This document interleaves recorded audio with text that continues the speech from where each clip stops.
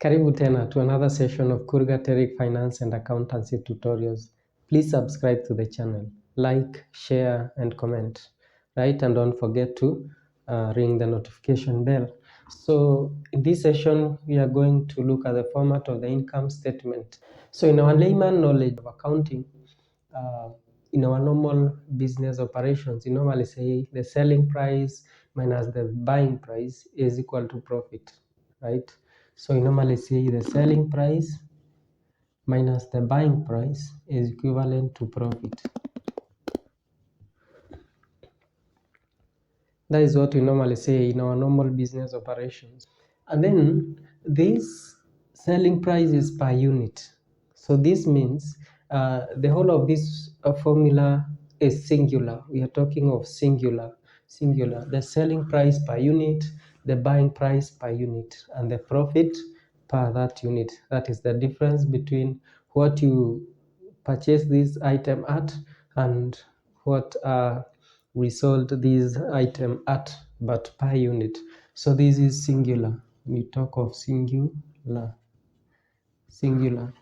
But when you're selling a large volume of goods or services in the organization, we no longer call it selling price, but we call them sales.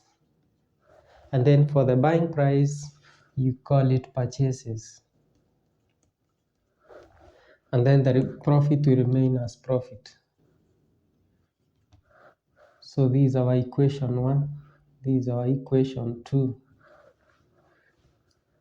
So sales minus the purchases is equivalent to profit. Ideally, that is what happens in the business, isn't it? But in accounting, what we are going to show in the income statement will be an expansion of this formula. We have expanded the selling price minus buying price is equal to profit to sales minus purchases equal to profit. So I want us to still expand this formula to suit what?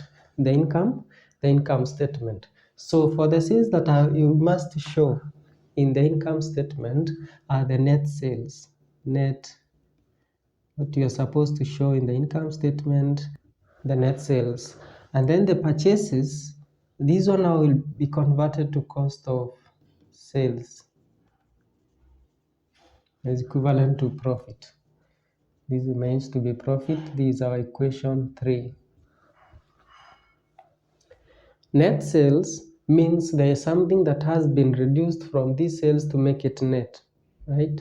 So that's something that has been reduced from the sales are the returns of those sales. Let's say, for instance, in the organization, we've sold goods on credit to a certain customer, and then the customer returns some goods or a certain percentage of those goods that we sold to him or her, and maybe because of the reason known to him, maybe the goods were faulty, right? So in that case, we are going to reduce our sales figure to that person with that amount of returns. So the net sales is equivalent to the sales figure minus the returns inwards. Are we together? So these returns inwards can also be called sales returns. So these are sales returns or return inwards. They are returned inwards in the sense that they are being returned into the business. We sold them to the customer, and then the customer is returning to the business, so into the business, sales returns. The cost of sales, on the other hand, is a wide topic altogether. The cost of sales, these are the costs related to these sales. The cost related to these sales only. That is what is recognized in the financial statement. I want us to have a practical way or an example of these cost of sales so that you get to understand what it means. Because these cost of sales are the costs related only to the sales that you've made in that period. Any other cost that is not related to that sale in that period should not be shown in the financial statements for that particular period. So let's look at an example. So let's say, for instance, in the last financial year, we carried forward some inventory.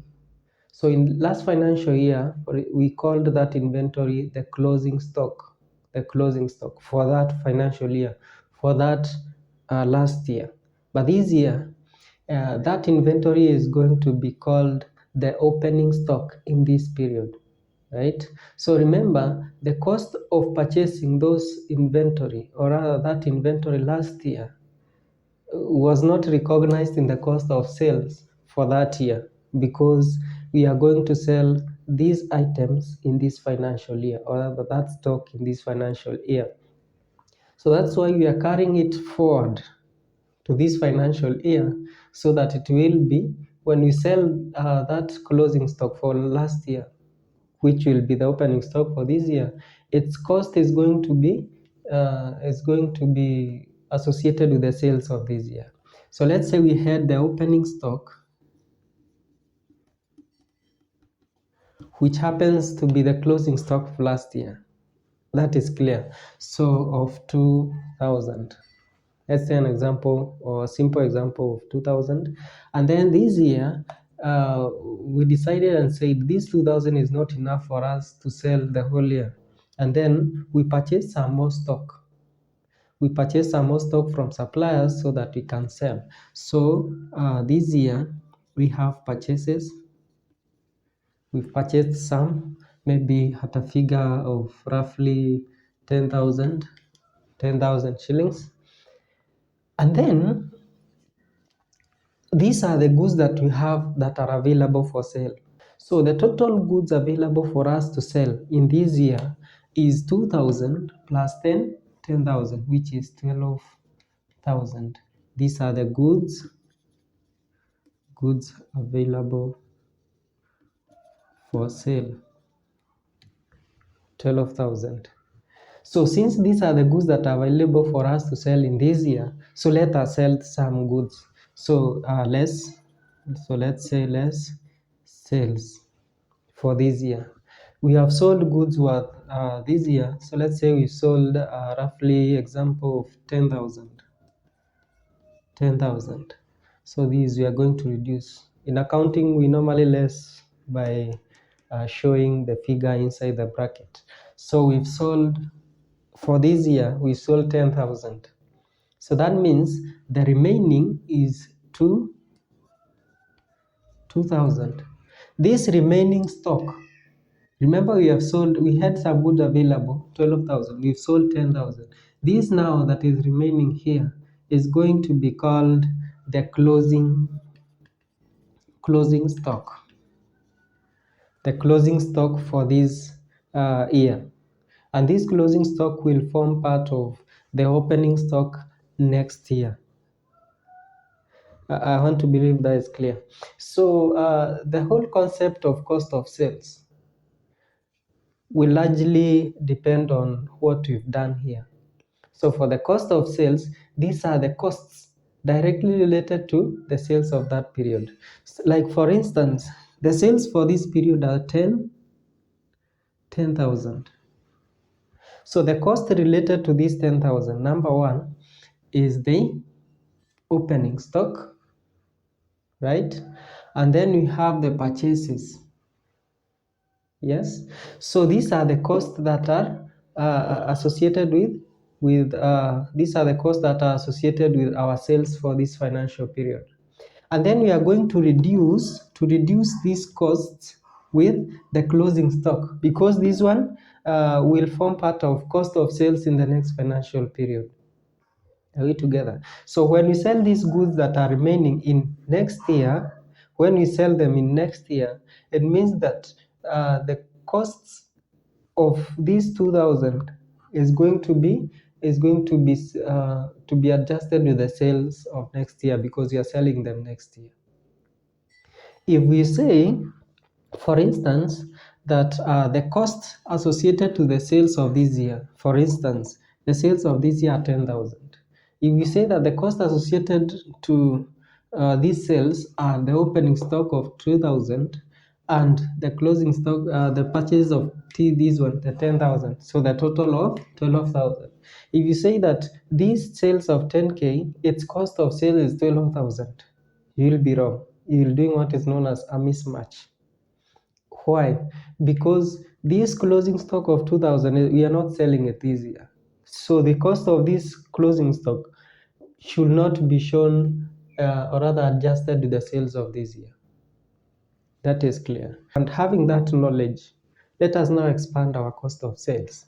We can say our cost of sales are the opening stock, right?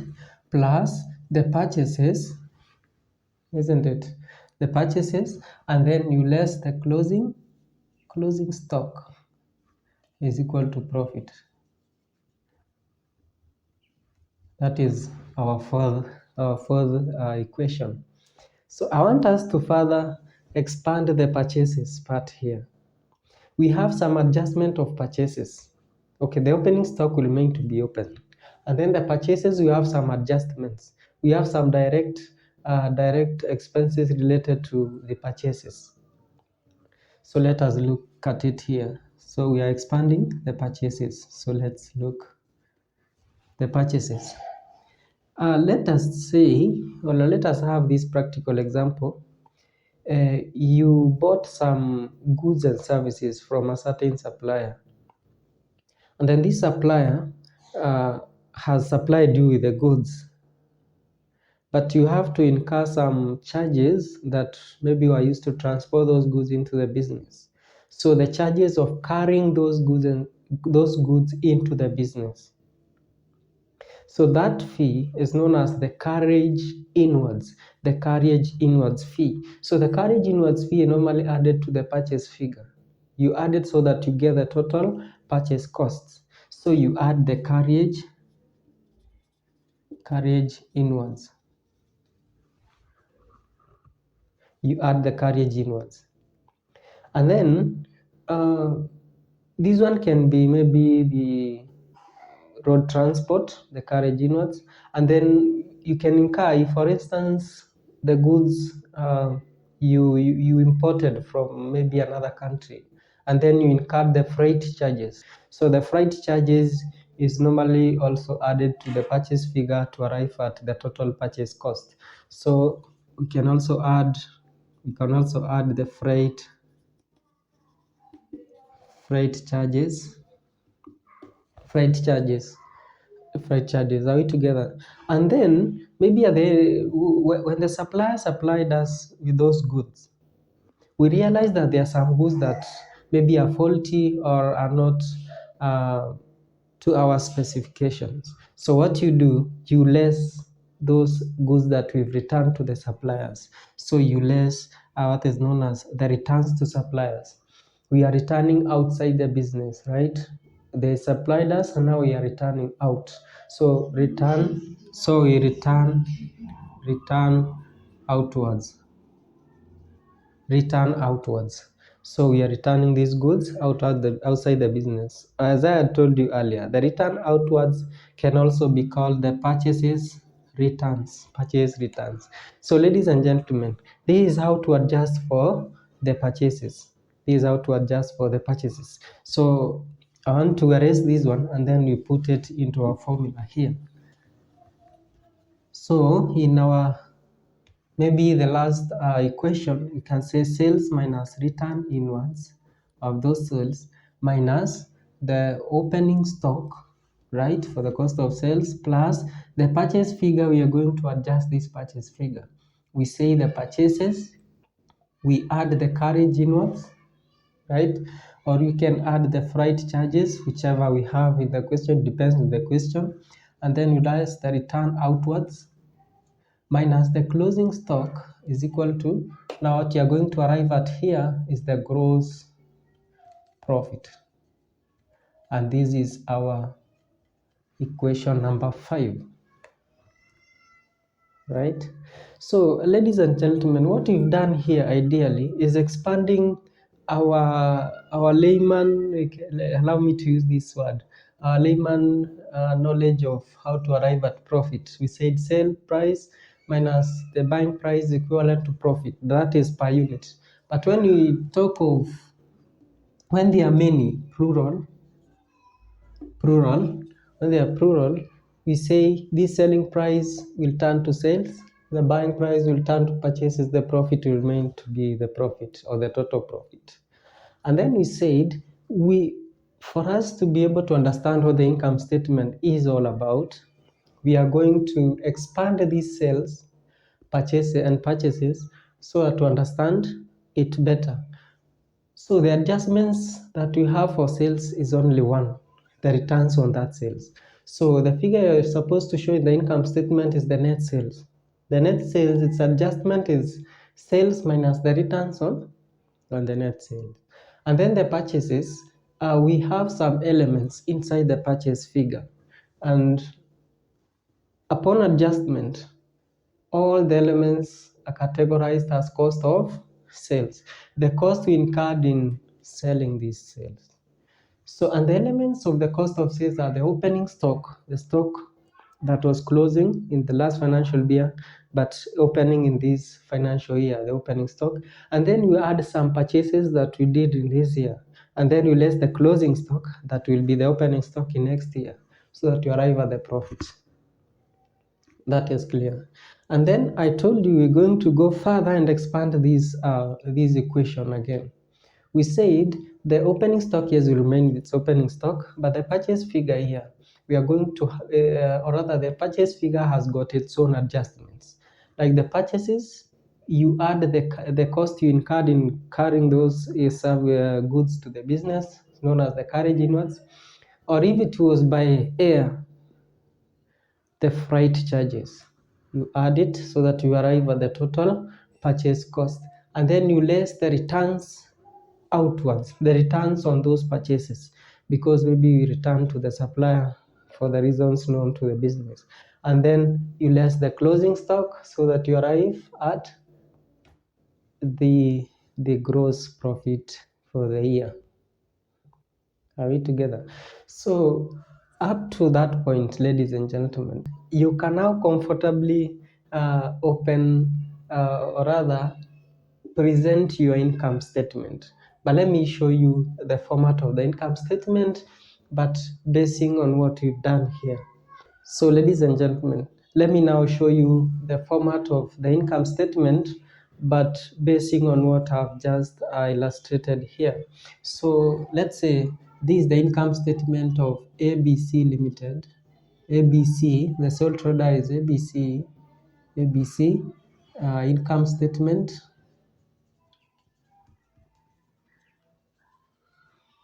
Income statement for the year ending maybe 31st of December that year. That is how to write the heading. Remember, the heading part carries its own marks, so make sure you have it much presentable. So then you have our three columns of currencies, for this case, allow me just to use the Kenya shillings. It depends on the country that you are in, so you write your currency as per your country. So we said that this income statement is an expansion of the selling price minus the buying price is equivalent to profit. And then you said you're going to say you expand this to sales, right? So that's what I want us to have here. Sales. So we have our sales. Write our sales here. And then since you have some adjustments of sales, I told you our sales have got only one adjustment. So we are lessing the returns inwards. These are the returns on sales. The sales minus sales returns, you take them directly here. Right? And then we also said that we are going to adjust these sales to its cost of sales. So you're going to say less cost of these sales. So the cost related to these sales are the opening stock that we have and the purchases that we have. So we have the opening stock. So what you're doing here, we are just presenting what I had explained earlier on. So the opening stock, maybe you have an opening stock of that figure, and then we add what you're supposed to add to the opening stock is the net purchases, right? And I told you the net purchases, we adjusted the purchases. Two purchases, you add the carriage on those purchases, and then you less the returns, and maybe if there are freight charges, you just add. Are we together? So the net purchases are the purchases. These are the purchases. We put them in this column because you still have to adjust so that you add to the opening stock. The purchases, and then these purchases, you add what? The carriage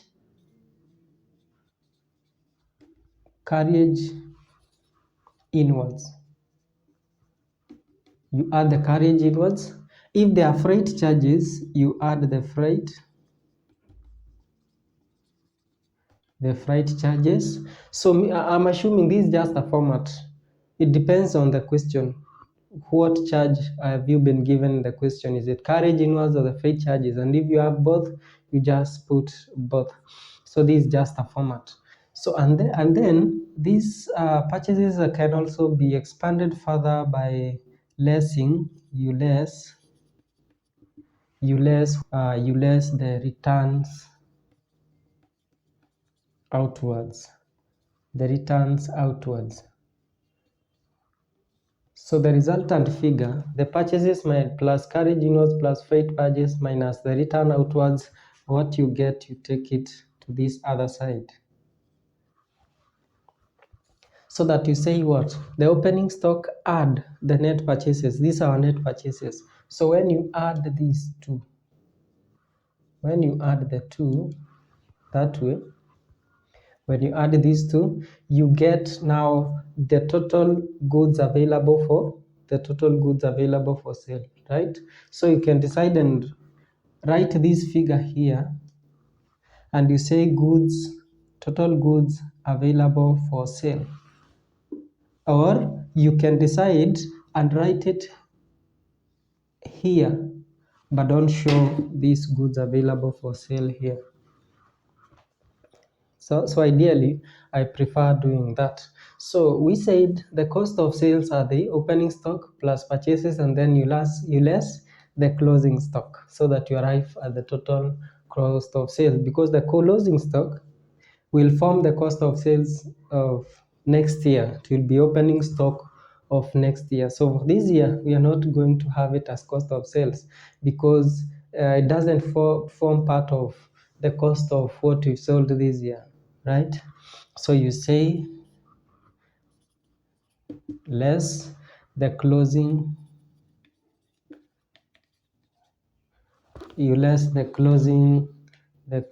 stock. So you less the closing stock of maybe that figure. What you're going to get, you take directly to this other side, because you say sales minus cost of sales. So all of these are cost of sales. You take, so when you say this figure, the figure of the cost of goods sold minus the closing stock is equivalent to maybe a figure here. You now less, because you said net sales minus the cost of sales, you less. So what you're going to get here is the gross profit of, right? So ladies and gentlemen, that is how to open the trading account. Remember, I told you the trading account gives us the profit that is the gross profit. But for the profit and loss account, the net profit. And I told you the income statement combines the two, the trading and profit and loss. So here, this is not the end. We are going to do some adjustments to this gross profit so that we arrive at the net. the net profit. But ladies and gentlemen, before we move on to the profit and loss account, there's something that I want us to see here. There's one adjustment of wages. We know the wages and salaries, these are expenses, and we expect them to be under the expenses through clauses part of this income statement. But when wages stand alone, not combined with salaries, those wages are direct charges or direct expenses. So for those direct expenses, they are normally added to the cost of sales. Are we together? It forms part of cost of sales. The direct wages forms part of this cost of sales when only the wages are standing alone in the question. But when you have wages and salaries combined, you take them to the expenses and losses part. So ladies and gentlemen, I want us to be practical here in adjustment of these wages, because I told you wages are added to the cost of goods available for sale before lessing the closing stock. So we have the opening stock, then you add the net purchases. These are our net purchases. So our total net purchases were maybe that figure. You add, what you get here are the goods available for sale. This is our figure, the goods available for sale. This good available for sale, I told you that you're going to add what? The wages figure. That is only when the wages are standing alone, because when wages are standing alone, it becomes a direct expense. It becomes a direct expense. So you add, and then you add the wages, and then you less the closing stock. So, and then you less the closing stock, and you less the closing stock. This figure that you're going to get is the total cost of sales. So when you less the closing stock, you take the figure to this further end, you less from the sales figure. So our net sales minus the total cost of sales, which is the whole of this adjustment, what you're going to get here is the gross profit or loss.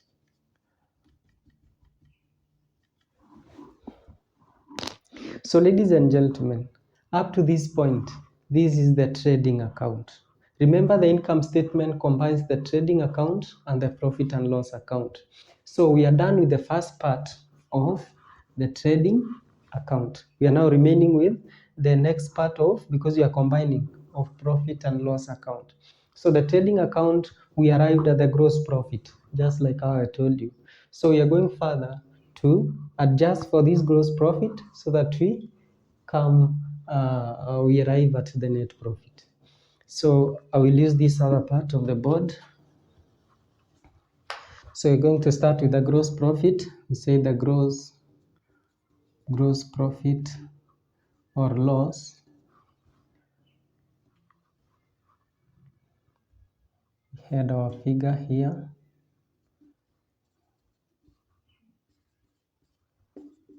I'm carrying forward what you have, the shillings there.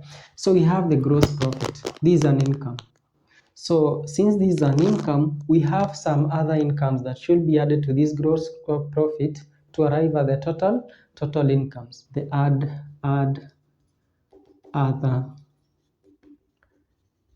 other incomes. Other incomes can be, number one, dividends, dividend income. Dividend income, we show it here. We have another example like the discount received. That is just an example. Name all the incomes. It depends with the question. Another one that is obvious is like the investment. investment income. So when you add all these incomes, you get the total incomes. So you take it to this other end.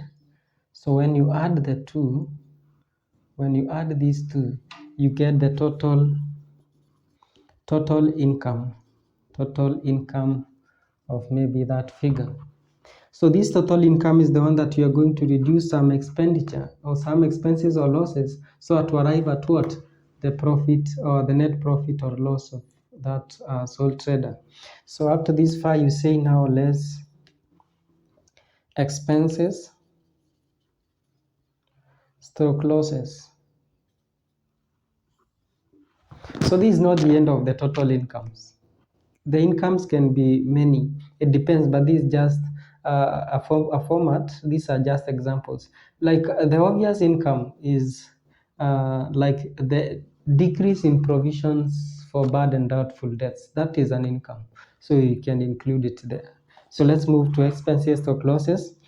Think of those expenses like rent charges or rent expense. Think of rent expense. Think of electricity expenditure. Think of increase in provision for bad and doubtful debts, right? Think of insurance expenses, and many other expenses. This is just to name a few. So when you add all these expenses, what you get, you take to this other side, and then you less. Remember, we said less expenses, so you less this one. So what you're going to arrive at is our net profit stroke loss. That is what you're going to arrive at this particular point. If it's a loss, then you're going to show it this way inside the bracket. Also, the same case applies to the gross profit. If it's a loss, you show it as such in the bracket. So ladies and gentlemen, that is ideally the format of the income statement, which combines the trading account, where we are arriving at the gross profit or loss, and the profit and loss account, where we've arrived at net profit or loss. So if there's something that you're not getting it clear, please rewind this video tutorial as many times as possible, or you can contact me via the contact details I've provided here in this tutorial, or you can also post your question in the comment section. So please don't forget to subscribe to this channel, and please also hit the notification bell. Share with your friends and you like this video. In our next session, we are going to look at the format of the financial position. So until next time, it's goodbye for now. Bye.